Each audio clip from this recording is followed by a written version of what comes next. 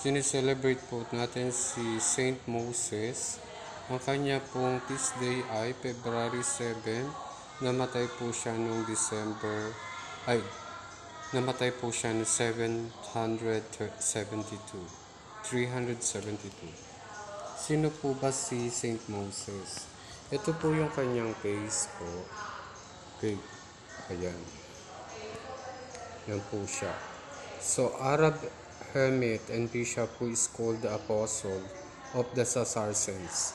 He lived in the desert regions of the Syria and Egypt, carrying the local nomadic tribe. So, nomadic. So, ibig sabihin wala pong sariling lupain.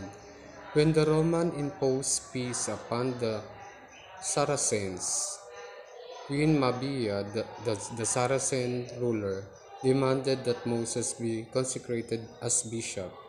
He accepted against his will and maintained the peace between the Saracens and Rome. The Saracens were a nomadic people of the Syro-Egyptian desert designated by the Romans. Yan po. So, kung makikita po natin yan po. So, ito pa po yung iba pang santo na isineselebrate din po natin ngayong araw na ito. So, yan. So, marami po sila. So, yan. So, patron saint, All Souls of Saint Bridget of Ireland. So, February 2, Maria Dominica Montalbani. Saint Blaise 3. Saint Agatha of CBC.